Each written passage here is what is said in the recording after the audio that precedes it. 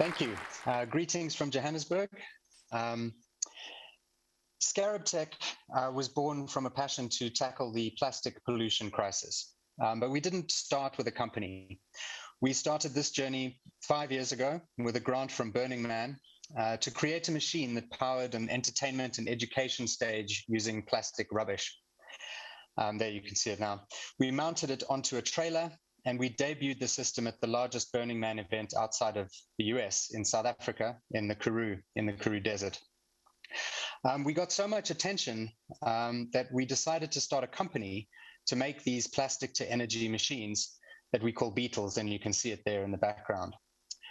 We believe that Beetle machines have the potential to transform a slow plastic apocalypse into thousands of clean energy economies in the locations most affected by plastic waste and energy poverty. The reality that we all share is that every human, every animal, and every ecosystem is slowly choking on plastic. And I'm not just talking about unsightly litter on our beaches and our seas and everywhere else, but literally choking on microplastics from the inside out. Plastic is an almost immortal substance. There are 5 billion tons of it littering the earth, and every year plastic production increases. At the same time, our waste management solutions have totally failed.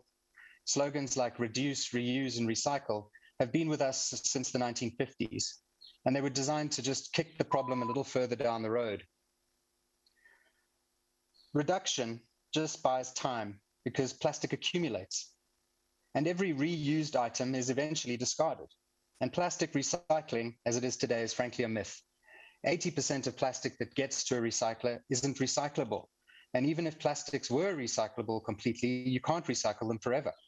Eventually, they too are discarded. So what about new solutions like chemical recycling that can, in theory, make plastic circular by turning it back into monomers and then back into virgin plastic? Sadly, even these solutions, while desperately needed, are not enough. Now, why is that? It's because plastic is light and it's bulky, and goods go out wrapped in plastic, but it's often not economical to collect or transport for disposal. So huge amounts of waste plastic never get to waste management facilities, let alone circular ones. The reality of the world's plastic waste is that it winds up in landfill or it's burnt in the open air.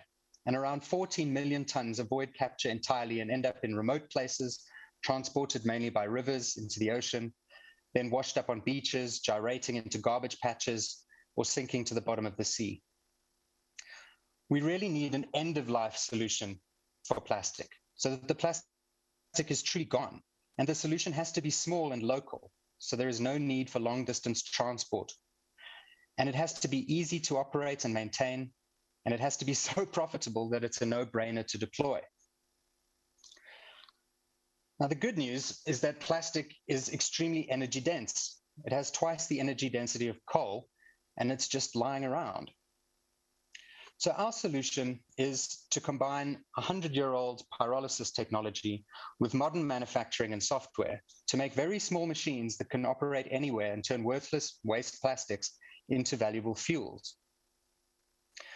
The machine that you can see in front of you is called a Beetle, and it's nearly identical to a gin still. Plastic is heated in an oxygen-free sealed reactor. The plastic vaporizes, and the long plastic hydrocarbons are split into smaller hydrocarbons, which are then condensed into liquid fuels. All sorts of fuels from naphtha, paraffin, to gasoline and diesel fractions are possible. Some of the fuel is used to heat the reactor and keep the machine running, so this can run off grid, and the rest of the fuel is collected. The machine fits into a 20-foot shipping container, so it's small and can be placed where plastic is a problem, and it's very easy to make. You can make it from flat steel, standard cylinder and pipe sizes with off-the-shelf components that are available worldwide. And it makes high-quality fuels through precise software control of the pyrolysis process. The machine yields, it can process 30 to 40 kilos an hour, and it yields about 1 liter of fuel per kilogram of plastic. So running 300 days a year in 8 to 16-hour shifts, that's approximately 120,000 liters of fuel per year with a value of around $120,000. We're currently building these machines for about $50,000, but at scale, we expect this to be far less. it's less than $30,000. Now, the big question is it green? Because there's one good thing about plastic. It locks up carbon pretty much forever. But if you turn it into fuel and then you burn it, you release that carbon back into the atmosphere. However, the fuel we make is carbon neutral. And this is possible because we can monitor and control our machines remotely, and we can measure exactly what plastic is being processed and what fuels are being made. And we know how much CO2 these fuels release when you burn them. And what we do is purchase atmospheric carbon capture credits through partners like NOAH21. So by replacing commercial fuel with plastic fuels, each one of these Beetle machines saves 375 tons of carbon dioxide per year.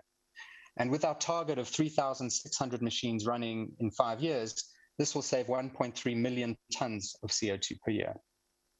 Additionally, these fuels that we make have none of the carbon costs of oil exploration, drilling, refining, plastic manufacture, or oil manufacture, or well-to-tank transport.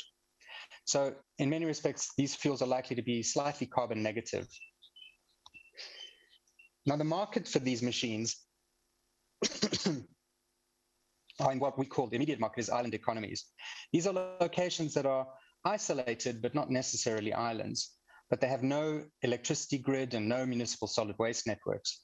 If you look in the Indian Ocean and Southeast Asia, there are over 25,000 of these types of economies, plus 45 million people with no electricity.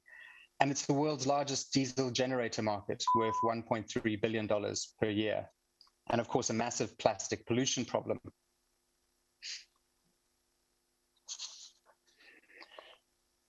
So there is an immediate market for tens of thousands of these machines, but as they become smaller and more proven, the market expands to hundreds of thousands of locations, like industrial commercial parks, housing estates, and malls, anywhere there's a stream of waste plastic and a need for energy. But we do not intend building these machines. Instead, we are going to do two things. We are doing the research and development to develop a reference design and a bill of materials for a standard machine that can be manufactured and assembled by any decent fabricator anywhere on Earth. And this makes it possible for many different companies to build their own machines and manufacture sales and servicing businesses using our design. What we will do is sell the software itself that runs the machine, because this is the secret sauce to making high quality fuel. This has several win-win advantages. Users get cheap machines in a competitive market with multiple manufacturers. Governments, municipalities, and NGOs have an incentive to use our machine designs because they create local manufacturing, sales, and servicing industries, in addition to locally solving plastic pollution and energy problems. But for us as a company, it means we can scale rapidly. We have very low capital requirements, and we can stay small and nimble and focus on improving the machine, research and development, and marketing. But the main advantage of this model is that ScarabTech will own the data from all the machines running our software. And we have the ability to verifiably measure the amount of plastic that is being destroyed. And with this information, we can create plastic credit markets. Now, the average first world consumer generates about 124 kilos of plastic waste a year. And these same consumers know that their plastic isn't being recycled. And there's increasing anger and a demand for real solutions, both by consumers and brands. And we estimate that hundreds of thousands of consumers will happily pay $8 a month for the verifiable destruction of their plastic, especially with a great consumer-facing story. Now, each machine can process 140 tons a year. So that has a potential credit market value of $110,000 every year.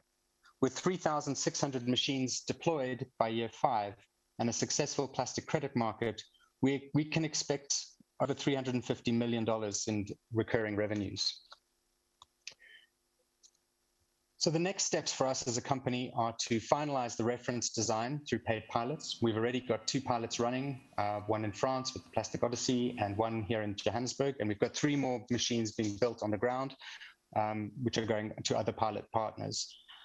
We're closing a seed round now to fully staff and fund the company for 24 months. And then we will be testing aspects of the revenue models, the licensed manufacture through third parties, which we've already identified the first manufacturer, the software subscription model and how that is controlled, as well as plastic credit market applications. Simon, sorry, can you come to an end, please? Yes. 10 minutes are over. We are currently running a $2 million seed round at a 10 million post valuation. And we've got a great engineering team, and we're really good at making this technology come alive for the public. And we're looking for investors that believe in our vision and help us to scale. And we hope that you'll join us to put this plastic problem behind us. Thank you.